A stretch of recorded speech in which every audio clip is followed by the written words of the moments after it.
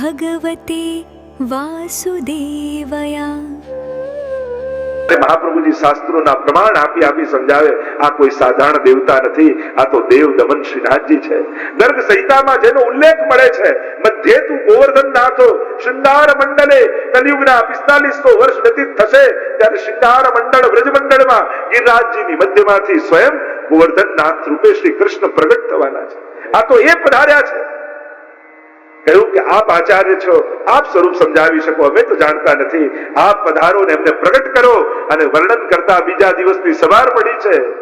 મહાપ્રભુજી આખી રાતની સત્સંગ થયો છે, બીજા દિવસની સવાર પડી છે. પાંચે વૈષ્ણવોને ભેગા લઈ મહાપ્રભુજી ગિરિરાજજીની ઉપર પધારે છે અને ફલાંગો ભરતા ભરતા એક એક ફલાંગમાં આચાર્ય તો વર્ણન કરે, અધરમ મધુરમ મદનમ મધુરમ નયનમ મધુરમ, એવી 7 ફલાંગો ભરતા ભરતા પ્રભુના મધુરાષ્ટકના ગાત કરતા કરતા મહાપ્રભુજીને આવતા જોયા. શ્રીનાથજી બાબાએ કંદરામાંથી છલાંગ લગાવી, અહીંથી શ્રીજી દોડ્યા છે, ત્યાંથી મહાપ્રભુજી દોડ્યા અને બંને એકબીજાને ભેટી પડ્યા છે. બંને એકબીજાને ભેટી પડ્યા છે, જેને આપણે ત્યાં પ્રથમ મિલન કહીએ છીએ. આજે મનોરથ પ્રથમ મિલનનો છે. બંને જાણે આ ભૂતલ ઉપર ઠાકોરજી અને સ્વામીજીનું પ્રથમ મિલન થયું. પણ પછી મહાપ્રભુજીને યાદ આવ્યું, અત્યારે તો હું આચાર્ય સ્વરૂપે છું, સેવક સ્વરૂપે છે, એટલે જોડ્યા પછી બેઉ હાથ. પછી બંને હાથ જોડીને દંડવત કર્યા છે. નાનકડું સુંદર મંદિર સિદ્ધ કરાવ્યું છે અને ઘાસનું એક સુંદર નાનકડું ઝૂંપડા જેવું મંદિર કરી ઠાકોરજીને પાટ પધરાવ્યા છે. કોઈને કહ્યું કે લાવ ઉપરણા લાવ, કોઈને કહ્યું લાવ ધોતી લાવ. ઠાકોરજીને ધોતી ધરાવી, ઉપરણો ધરાવ્યો, પાગ બાંધી, મોર પીછ પડ્યું હતું ખોસી દીધું, ગુંજાની અનેક વેલો હતી એને પરોઈ પરોઈ માળા સિદ્ધ કરી અને માળા ધરાવી અને ઠાકોરજીને પાટોત્સવનું તિલક કર્યું. અને પ્રભુને અક્ષય તૃતીયાના દિવસે મહાપ્રભુજીએ પાટ પધરાવ્યા. ગુમનદાસ આદિને, રામદાસ ચૌહાણ આદિને સેવાનો ક્રમ બતાવ્યો, કીર્તનનો ક્રમ બતાવ્યો અને ઠાકોરજીને પાટ પધરાવી મહાપ્રભુજી સદ્દુ પાંડેના ઘરે પધાર્યા અને ત્યાં 3 દિવસ બિરાજી અને મહાપ્રભુજીએ ભાગવતજીનું પારાયણ કર્યું અને પારાયણ કરી ત્યાં મહાપ્રભુજીની બેઠકજી વિદ્યમાન કરી. અને એટલે આન્યોરમાં સદ્દુ પાંડેના ઘરે શ્રી મહાપ્રભુજી બિરાજમાન છે. મહાપ્રભુજીને વંદન કરીએ. બોલો વલ્લભાધીશ કી જય. 13મી બેઠક ગોવિંદ કુંડ ઉપર બિરાજમાન છે. ગોવિંદ કુંડ ઉપર ગિરિરાજજીની તળેટી. ઇન્દ્રમાન ભંગનો પ્રસંગ બધાને યાદ છે. ઇન્દ્રના માનનું ભંગ થયું. સુરભી ગાયને લઈને આવ્યો, ઐરાવત હાથીને લઈને આવ્યો, પ્રભુનો દુગ્ધાભિષેક કર્યો અને એ દૂધ બધું ગોવિંદ કુંડમાં ભેગું થયું અને એ દૂધથી ભરેલો આખો ગોવિંદ કુંડ છે. એટલે ગિરિરાજજીની ગાથા અને મહત્તામાં આ ગોવિંદ કુંડ પણ મહત્વનું. એટલે જ આપણે કહીએ છીએ વ્રજ રજ મેં લોટત ગોવિંદ કુંડ મેં નહીએ તરેટી શ્રી ગોવર્ધન કી રહી. ગિરિરાજજીની તરેટીમાં આ ગોવિંદ કુંડ બિરાજમાન. તન પુલકિત બ્રજ રજ મેં લોટત પર ગોવિંદ કુંડ મેં નહીં. એવા ગોવિંદ કુંડ ઉપર મહાપ્રભુજી 3 દિવસ ભાગવતજીનું પારાયણ કર્યું. પારાયણ કર્યું મહાપ્રભુજીએ. વૈષ્ણવ વિનંતી કરી, જયરાજ અમે તો સાંભળ્યું છે કે આખો ગોવિંદ કુંડ દૂધનો ભરેલો છે, આપ કૃપા કરીને દર્શન કરાવો. મહાપ્રભુજી અલૌકિક વાક્યો કયા, દર્શન કરો. શ્રી મહાપ્રભુજી કેવલ એવી આજ્ઞા કરે, કારણ કે આપના વચનો સ્વરૂપાત્મક છે, આપની વાણી સ્વરૂપાત્મક છે. એટલે મહાપ્રભુજી એમ કહે, જો ઠાકોરજી ઠાડા તો ત્યાં ઠાકોરજી ઠાડા થવું પડે. દેખો બ્રજ કે દર્શન કર. સુરદાસજીને લઈ ગયા, સુરદાસ ગોકુલ કે દર્શન કરો આમ કહ્યું. આંખોના આકારે નથી સુરદાસ, પણ ઠાકોરજી હાથમાં માખણનો લોંદો લઈ નંદાલયના આંગમાં દોડતા દેખાયા સુરદાસ. શોભિત કર નવનીત રી. આવા સુંદર દર્શન સુરદાસને થયા, કારણ કે મહાપ્રભુજીના વચન સ્વરૂપાત્મક છે. જે વચન મહાપ્રભુજી બોલે એ બધા સ્વરૂપો પ્રગટ થાય, એ લીલા પ્રગટ થાય. દુગ્ધથી ભરેલા અભિષેકના દર્શન, ગોવિંદ કુંડના દર્શન કરાવ્યા. એકવાર કૃષ્ણદાસ મેઘન આવ્યા, વિનંતી કરી કે જયરાજ આપ તો આજ્ઞા કરો છો કે ગિરિરાજજીની ભીતર પ્રગટ ગોલોકધામ છે, કૃપા કરીને મને દર્શન કરાવો. મહાપ્રભુજી આજ્ઞા કરી. કૃષ્ણદાસ અષ્ટાક્ષરનો અખંડ જાપ કરતા કરતા ગિરિરાજજીની સામે જે કંદરા દેખાય છે એની ભીતર પ્રવેશ કરી જાઓ. ઠાકોરજીની કૃપાથી પ્રગટ ગોલોકધામના દર્શન થશે. અખંડ શ્રી કૃષ્ણ શરણમ મમ, શ્રી કૃષ્ણ શરણમ મમ જાપ કરતા કરતા કરતા કૃષ્ણદાસ મેઘન કંદરાની ભીતર પ્રવેશ કરે છે. જેવી કૃપા ગુસાઈજી ચતુર્ભુજદાસજી પર કરી હતી. ગોવર્ધન ગિરી સઘન કંદરા રૈન નિવાસ કિયો પિય પ્યારી. ગુસાઈજીના વચનોથી ચતુર્ભુજદાસ જયારે ભીતર ગયા અને યુગલ સ્વરૂપના એ લીલાના દર્શન થયા, એ રીતે કૃષ્ણદાસ મેઘન ભીતર પ્રવેશ કરે. કંદરાની અંદર કંદરા, કંદરાની અંદર કંદરા, કંદરાની અંદર કંદરા, ક્યાંય ભીતર પ્રવેશ કરી ગયા. અને ગિરિરાજજીની શોભા કંઈક અલૌકિક દેખાતી જાય. અનેક પ્રકારની કુંજો નિકુંજો રત્ન જડિત પદ્મરાગ બરકત મણિ સ્ફાટિક શ્રી ગોવર્ધન સોહે બ્રહ્મા રુદ્ર ત્યાં કોણ બાપડા શ્રી હરિનામ નમો. વલ્લભાખ્યા ગોપાલદાસજી કહે છે ગિરિરાજજીની શોભા કેવી, સ્વયં પ્રભુ મોહિત થઈ જાય એવી શોભા ગિરિરાજજી. અને ચતુર્ભુજદાસ તો અવાક બની ચારે બાજુ જોતા જોતા ભીતર જાય છે. દૂરથી એમણે જોયો એક પોપટ એક સરોવરના કિનારે બેઠું છે અને અખંડ જાપ કરી રહ્યું છે. શ્રી કૃષ્ણ શરણમ મમ, શ્રી કૃષ્ણ શરણમ મમ, શ્રી કૃષ્ણ શરણમ મમ. તરસ્યું થયું છે પણ જળ નથી પીતું. કેમ? એને ચિંતા છે જલ પીવા જઈશ તો એટલી ક્ષણ ભગવત નામ ચૂકી જવાશે. અને એ ડરે મારે અખંડ જાપ ન તૂટી જાય એટલે તરસ્યું છે.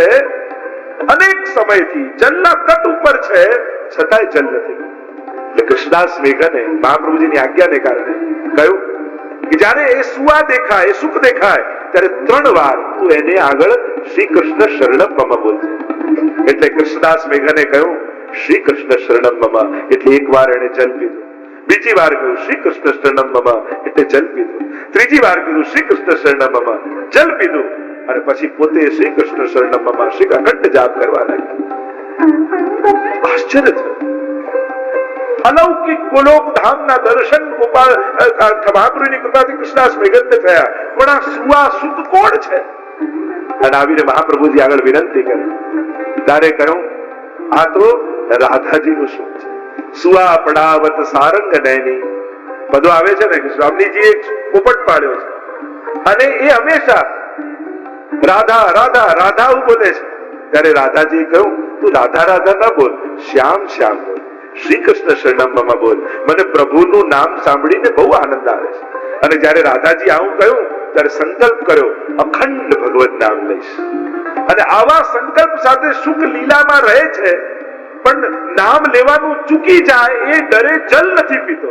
પણ જ્યારે કોઈ દૈવી જીવ ભીતર આવે અને ભગવત સ્મરણ કરાવે ત્યારે જલપાન કરે અને એટલા સમય સુધી એનો દેહ ટકી જાય.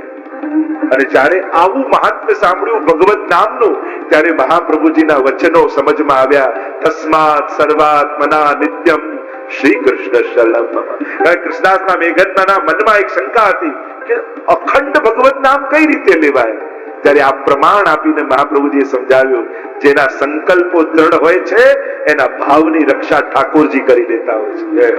તમારા નિયમો દ્રઢ હોય તો તમારો નિયમ ભગવાન સાચવશે. એવા સંજોગો, એવા વ્યક્તિઓ, એવા લોકોને મોકલશે કે તમારો નિયમ તૂટવા નહીં દે. ત્યારે આવું મહાત્મ્યનું દર્શન કરાવે.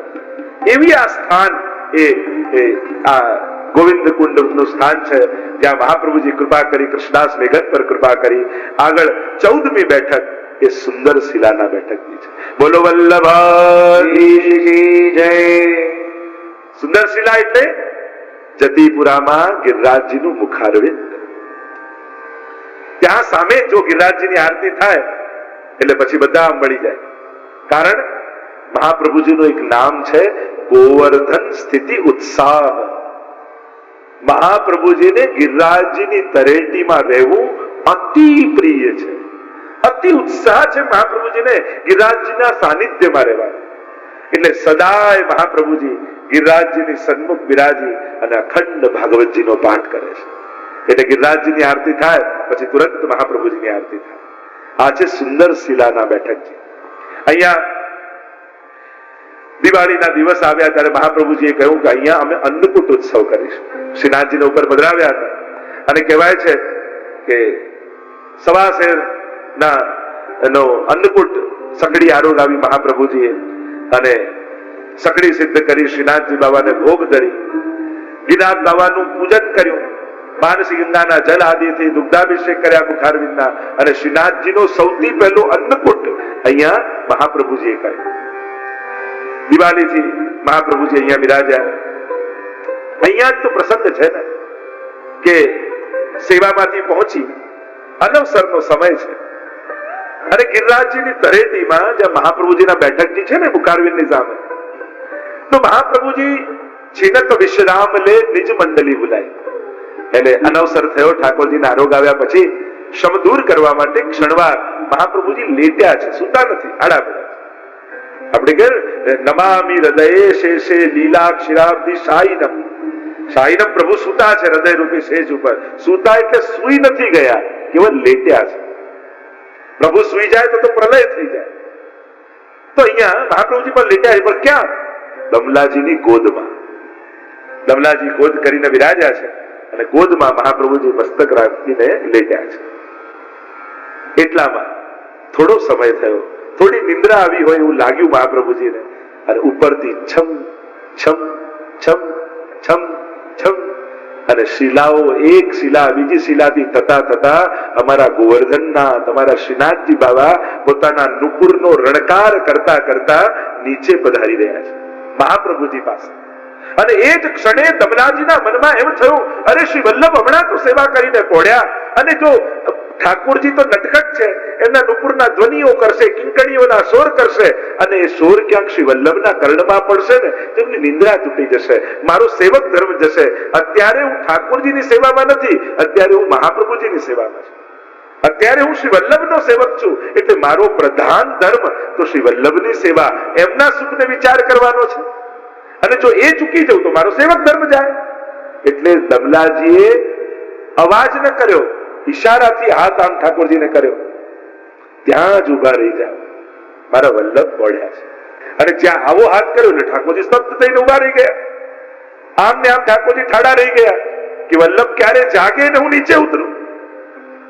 ઠાકોરજી વલ્લભીઓની આજ્ઞાને પણ ટાળતા નથી, ભગવતીઓની આજ્ઞાનું ઉલ્લંઘન કરતા નથી. ઠાકોરજી આની આજ્ઞા શું કરવા માંગુ, હું તો મહાપ્રભુજી પાસે જાઉં છું, હું તો પ્રભુથી બંધાયેલો છું. પણ જેના હૃદયમાં વલ્લભ બિરાજતા હોય ને, એના વચનો પણ વલ્લભના જ વચન માનવા.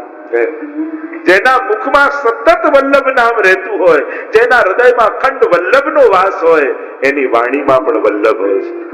ત્યારે એમ માનવું કે આ નથી બોલતા, મહાપ્રભુજી કહી રહ્યા છે. પછી પોતાના બુદ્ધિના તર્ક વિતર્ક એની લગાવવા, પછી તો વલ્લભની આજ્ઞા થઈ, એ રીતે વાણીને સ્વીકારી.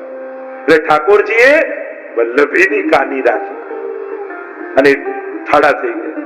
એટલામાં થોડી ક્ષણ થઈને મહાપ્રભુજીના નેત્રો ખુલ્યા, કેમ કે રણકાર કણમાં તો પડ્યો હતો, અને જોવા તો શ્રીનાથજી બાબા પર્વત પર ઠાડા છે. અરે બાબા દૂર કેમ ઉભા છો, અહીંયા પધારો પધારો. અને છમ છમ છમ છમ છમ છમ કરતા શ્રીનાથજી બાબા નીચે આવ્યા, અને શ્રી મહાપ્રભુજીની ગોદમાં આવીને બિરાજી. થોડી પર હાથ મૂકીને મહાપ્રભુજી પૂછે છે, બાબા આમ દૂર કેમ ઉભા હતા, મને કે મારી પાસે મને કેમ ન જગાડ્યો? અરે હું તો આવતો તો જ આપની પાસે, આ આપના સેવક મને બરજ્યા અને મને ઉભો કરી દીધો. આપના સેવકે મને નિકટ ના આવવા દીધો, હાથ આમ કરીને મને ઠાડો કરી દીધો, એટલે હું ઠાડો રહી ગયો. અને મહાપ્રભુજી નારાજ થયા. ક્યો દમલા, તું ઠાકોરજી કો ક્યો રોકે? એમને કેમ ત્યાં ઉભા રાખી દીધા? એમને રોકાય, આ તો પ્રભુ છે, પ્રભુના સુખનો વિચાર કરો. કમલાજી હાથ જોડીને કહ્યું, શ્રી વલ્લભ હમણાં હું ઠાકોરજીની સેવામાં નહોતો, આપની સેવામાં હતો. અને આ ક્ષણે જેની સેવામાં હોય એના દાસ બનીને રહેવાય. મારે તો આપના સુખનો વિચાર કરવો જોઈએ, કારણ કે જો આપ જાગી જાઓ તો મારો સેવક ધર્મ જાય. અને મહાપ્રભુજી નારાજ થયા, ઠાકોરજી સાથે આમ નહીં કરું. અને ત્યારે ઠાકોરજી ઠાડા થઈ દમલાજીના પક્ષમાં ઉભા રહી ગયા. વલ્લભ આમને બરજો નહીં, આમણે જે કર્યું છે બિલકુલ બરાબર કર્યું છે, કારણ આ આપની સેવામાં હતા, એટલે આપના સુખનો વિચાર કરવો એ જ આમનો પહેલો ધર્મ. એટલે એમણે તો એમનો સેવક ધર્મ નિભાવ્યો છે. આમ કરીને દમલાજીનો પક્ષ લીધો. અને ત્યારે મહાપ્રભુજી કહ્યું, દમલા તે ઠાકોરજીને શ્રમ કરાવ્યો તો તને 10 જન્મનો અંતરાય થશે, ફરી લીલામાં પ્રાપ્ત થવા. પણ આ તો પ્રભુની લીલા હતી. દમલાજીની સ્થિતિ રહે તો આખા પુષ્ટિ માર્ગની સ્થિતિ રહે. એટલા માટે મહાપ્રભુજીએ 10 જન્મનો અંતરાય ધવલાજીને આપ્યો. આવા અનેકવિધ પ્રકારના પ્રસંગો આ સુંદર શિલાના આ બેઠકજી પાસે આ બધા પ્રસંગો બન્યા છે. તો આ સુંદર શિલાના બેઠકજીમાં વિરાજતા મહાપ્રભુજીને વંદન કરીએ. બોલો વલ્લભાધીશ કી જય. મહાપ્રભુજીએ ભરેલું એક એક ડગલું એ કેવલ ને કેવલ જીવના ઉદ્ધાર માટે છે. દૈવોદ્ધાર પ્રયત્નાત્મા, સતત દૈવી જીવોના ઉદ્ધાર માટે પ્રયત્નશીલ મહાપ્રભુજી રહ્યા છે. 3 ઉદ્દેશ્ય શ્રી મહાપ્રભુજીના ભૂતલ પર આવવાના માનવામાં આવ્યા. ભાગવતના ગૂઢ અર્થોને પ્રગટ કરવા. પહેલો ઉદ્દેશ્ય માન્યો શ્રીમદ ભાગવતના જે ગૂઢ અર્થો છે, સ્વયં મહાપ્રભુજી એ પ્રતિજ્ઞા સુબોધનીજીના પ્રારંભમાં કરી રહ્યા છે કે પ્રભુએ મને એના માટે જ મોકલ્યો છે. ભાગવત એ ભગવત રૂપ છે, એને કોણ સમજાવી શકે? અનેક અર્થો પ્રગટ થાય ભાગવત ઉપર. કોઈ ગમે તેટલું વિદ્વાન હોય અને સુંદર સુંદર અર્થો કરી શકે, પણ એ અર્થો પણ અંતમાં તો એના બુદ્ધિની તીવ્રતાનું પ્રદર્શન જ છે. મૂળ વાત વ્યાસજી અને સુખદેવજી જે કહેવા માંગે છે, કલ્યાણ તો એ જ અર્થોથી છે. મહાપ્રભુજી એટલે જ કહે કે હું કોઈ જુદા અર્થોને પ્રગટ કરવા નથી આવ્યો, પણ જે ઉદ્દેશ્ય સાથે વ્યાસજી અને સુખદેવજીએ આ ભાગવતજીને ગાયું ને પ્રગટ કર્યું, અને વ્યાસજીને જે અભિપ્રેત છે એ અર્થોને મેં પ્રગટ કર્યા છે. સુખદેવજી જે ભાવ સાથે કથાને ગાય છે એ અર્થોને હું પ્રગટ કરવા ઈચ્છું છું. અને એટલા માટે મહાપ્રભુજીનું ભૂતલ પર પધારવાનું પ્રથમ ઉદ્દેશ્ય શ્રી ભાગવત ગૂઢાર્થ પ્રકાશન પરાયણ, ભાગવતના ગૂઢ અર્થોને પ્રકાશિત કરવા. પ્રભુ સ્વયં વિચાર કરે છે કે મારા મહાત્મને કોણ ગાશે? વાણ્યા યદા તદા સ્વાસ્ય પ્રાદુર્ભૂતમ ચકારહી, સર્વોત્તમજીના પ્રારંભના શ્લોકોમાં જ કહ્યું, જ્યારે પ્રભુના મહાત્મને કોઈ ગાઈ ન શક્યું, એવું કોઈ સામર્થ્યવાન દેખાયું નહીં, ત્યારે પ્રભુને એમ થયું કે મારા આ દિવ્ય અને લૌકિક મહાત્મને પ્રગટ કરવા માટે મારે પોતે જ અવતાર લેવો પડશે.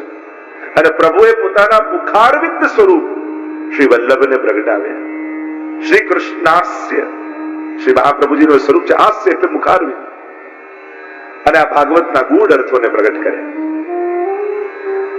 સુબોધનીજી અને ભાગવતાર્થ પ્રકરણ આ બંને મળીને 7 પ્રકારથી ભાગવતજીના અર્થો મહાપ્રભુજી સમજાવ્યા. શાસ્ત્રે સ્કંધે પ્રકરણે અધ્યાયે વાક્ય પદેક્ષરે એકાર્થ સપ્તદા જાનન અવિરોધેન મુચ્યતે. આમ 7 રીતે ભાગવતજીને મહાપ્રભુજી સમજાવે છે. મહાપ્રભુજીએ ભાગવતજીને ચોથા પ્રમાણ ગ્રંથ રૂપે સ્વીકૃત કરાવ્યું. આપણા સનાતન વૈદિક ધર્મમાં 3 પ્રમાણ ગ્રંથો માનવામાં આવતા. પ્રમાણ ગ્રંથ એટલે ઓથેન્ટિક ગ્રંથ, કે જ્યારે ધર્મ અને અધર્મ નક્કી કરવાનો હોય ત્યારે કયા ગ્રંથોને ઓથેન્ટિક માનવા. તો 3 ગ્રંથો પ્રમાણ રૂપે સ્વીકૃત હતા. વેદાહ એટલે વેદ, બ્રહ્મસૂત્ર અને ગીતાજી. અન્ય સર્વ આચાર્યો આ 3 પ્રમાણ ગ્રંથો માનતા. અને મહાપ્રભુજીએ એની સાથે એક ગ્રંથ ઉમેરાવ્યો, અને એ છે શ્રીમદ ભાગવત. મહાપ્રભુજી પ્રમાણિત કરીને આપ્યું, જે વેદમાં વાત છે એ જ વાત ગીતાજીમાં છે, એ જ વાત બ્રહ્મસૂત્રોમાં છે, અને એ જ વાતનો વિસ્તાર શ્રીમદ ભાગવતમાં છે. આ ચારેયની એક વાક્યતા કરી અને શ્રી મહાપ્રભુજી આપ્યું. તો ચારેયની એક વાક્યતા કરી અને શ્રી મહાપ્રભુજીએ ભાગવતજીને પણ પ્રમાણ ગ્રંથ રૂપે સ્વીકૃત કરાવ્યું. તો મહાપ્રભુજીની આ સૌથી મોટી દેન પ્રદાન ભાગવતને પ્રમાણ ગ્રંથ રૂપે સ્વીકૃત કરાવવાની છે. પહેલું ઉદ્દેશ્ય ભાગવતના અર્થોને પ્રગટ કરવા. બીજું, જે નિત્ય લીલાના દૈવી જીવો વિખુટા પડીને ભૂતલ પર છે એમનો ફરી બ્રહ્મ સંબંધ સિદ્ધ કરાવો, એમને ફરી લીલામાં અંગીકાર કરવા, અનેક જીવ પર કૃપા કરવા, દેશાંતર પ્રવેશ અને કોમલ પદ જ્યાં કમલ વિલસે ધન્ય કહો તે દેશ. અનેક જીવો પર કૃપા કરવા માટે. અને કેવા કેવા જીવો? એ કોઈ પણ વર્ણ નો હોય, કોઈ પણ જાતિ નો હોય, અરે મનુષ્ય ન હોય, પશુ પંખી હોય, એમને પણ પ્રભુના શરણાગત કર્યા છે.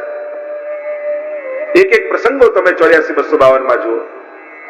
જે જીવ જાતિ હોય કોઈ રે તેને તત્ક્ષણ સર્વે સુખ હોય રે, જેને શ્રી વિઠ્ઠલનાથ વિચારે રે તેને પ્રગટ પદાર્થ ચારે રે. આ રીતે કૃપા કરી છે શ્રી મહાપ્રભુજી ને ગુસાઈજી. તો બીજો ઉદ્દેશ દૈવી જીવોને ફરી લીલામાં પ્રાપ્તિ કરાવી. અને ત્રીજું કારણ ભૂતલ પર આવવાનું, સેવા માર્ગ જગતમાં પ્રગટ કર્યો. પૂજા માર્ગ તો હતો, વૈદિક પૂજન દ્વારા પંચોપચાર ષોડશોપચાર પૂજા પદ્ધતિ હતી, પણ શ્રી મહાપ્રભુજીએ સનાતન હિન્દુ ધર્મમાં સેવા માર્ગ આપ્યો. જે રીતે વ્રજ ભક્તોએ પ્રભુને લાલ લડાવ્યા સારસ્વત કલ્પમાં, એ જ રીતે એ જ પ્રકારથી આ સેવા માર્ગને ભૂતલ પર પ્રગટ કર્યો. અને સાધારણમાં સાધારણ જીવ, કોઈ મહેલમાં રહેતું હોય કે ઝૂંપડામાં રહેતું હોય, જેની પાસે બધું જ હોય ને જેની પાસે કાંઈ ન હોય, એવા દરેક લોકો જે બહુ જ જ્ઞાની હોય યા જે કોઈ અભણ હોય, કોઈ શાસ્ત્રના વેદતા હોય જેને શાસ્ત્ર ક્યારે જોયું ન હોય એવો હોય, પણ પ્રત્યેક જીવ પ્રભુની સેવાનો અધિકારી છે. એ કોઈ પણ વર્ણનો હોય, એ પુરુષ હોય કે સ્ત્રી હોય, દરેક વ્યક્તિ જીવ માત્ર ભગવત સેવાનો અધિકારી જીવ છે. અને આમ પ્રત્યેકને સેવાનો અધિકાર મહાપ્રભુજી આપ્યો છે. એ વેદ માર્ગનો અધિકારી હોય કે ન હોય, પંચમ વર્ણ છાપ છાપી મહાપ્રભુજી કહે આ વૈષ્ણવ ધર્મ એ તો પાંચમો વર્ણ છે કે જેને કૃષ્ણ ભક્તિનો અધિકાર સંપાદન થાય છે. તો આમ જગતમાં સેવાનો માર્ગ પ્રગટાવ્યો. સહજમાં જે સર્વને અગોચર છે એવા પરમાત્મા જે ગોલોક ધામમાં નિવાસ કરે, જે આપણા કોઈની ગતિ સહજ નથી, એ પરમાત્માને અતિ સુલભ બનાવી, એને બાલકૃષ્ણ રૂપ આપી, એને કોઈ કિશોર રૂપ આપી, એને મદન મોહનલાલ યા ગોવર્ધનનાથ બનાવી અને સહજમાં વૈષ્ણવના ઘર ઘરમાં પધરાવી દીધા. વૈષ્ણવનું ઘર મંદિર બનાવી દીધું અને પ્રભુ પધરાવી એ સાધારણ જીવને વ્રજભક્તોનું સૌભાગ્ય આપી દીધું, યશોદાજીનું સૌભાગ્ય એને આપી દીધું. અને આમ સેવા માર્ગને પ્રગટાવ્યો. બીજું કહ્યું, નિત્ય લીલાથી વિકુટા પડેલા દૈવી જીવોનો ફરી લીલામાં અંગીકાર કરાવો. અને ત્રીજો ઉદ્દેશ બતાવ્યો, આ સેવા માર્ગને જગતમાં પ્રગટાવો. કારણ કે વૈદિક રૂપે પૂજા કરવી એ તો જેનો જે અધિકાર હોય એ જ કરી શકે. જીવ માત્ર સાધારણ જીવ શું કરી શકે, જેને કાંઈ નથી. એટલે જે વલ્લભાખ્યાનમાં કહ્યું છે, નિસ્સાધન જનહિત કરવા શ્રીનાથ વિઠ્ઠલ આવ્યા. સાધન કરી શકે એના તો કલ્યાણનો માર્ગ હતો, પણ જે કોઈ સાધન કરવા સમર્થ નથી એના માટે મહાપ્રભુજી આ પુષ્ટિ માર્ગને પ્રગટાવ્યો. અરે જે લાગણીઓને તમે ઓળખો છો, ઈશ્વર માટે કોઈ આકાશમાંથી ભાવો અને લાગણીઓ ઉતારવાની જરૂર નથી. મહાપ્રભુજી કહે કે જે લાગણીઓ તું સંસારમાં લગાવે છે, જેને તું જાણે છે, બાળક માટેનો પ્રેમ કેવો હોય તને ખબર છે, તું જાણે છે. ભાઈ માટેનો પ્રેમ કેવો હોય, પતિ પત્ની માટેનો પ્રેમ કેવો હોય, પિતા માતા માટેનો પ્રેમ કેવો હોય, જે લાગણીઓને તું જાણે છે એમ કર, એ જ લાગણીઓને ઠાકોરજીમાં લગાવી દે. જે લાગણીઓ તે સંસારમાં લગાવી છે, તારા માટે બંધન બની ગઈ છે, એ જ લાગણીઓની જગ્યા બદલી અને ઈશ્વરમાં લગાવી દઈશ તો એ જ ઉદ્ધારનું સાધન બની જશે. સર્વદા સર્વભાવેન ભજનીયો વ્રજાધિપ સસ્યાયમેવ ધર્મો હિ નાન્યક્વાપી કદાચન. સર્વદા સર્વભાવે એ વ્રજાધીપને ભજવા. ત્વમેવ માતા ચ પિતા ત્વમેવ, ત્વમેવ બંધુશ્ચ સખા ત્વમેવ. ઈશ્વર પ્રત્યેની લાગણીઓ કેવી હોય કદાચ તું ન જાણતો હોય, પણ સંસારની લાગણીઓને પણ ઈશ્વરમાં લગાવીશ તો કૃષ્ણ સંસાર મોચક. પ્રભુ તારા સંસાર આસક્તિઓને સમાપ્ત કરી તને કલ્યાણના માર્ગે પ્રશસ્ત કરી દેશે. તો આ ત્રણ ઉદ્દેશ્યો સાથે શ્રી મહાપ્રભુજી ભૂતલ પર બધા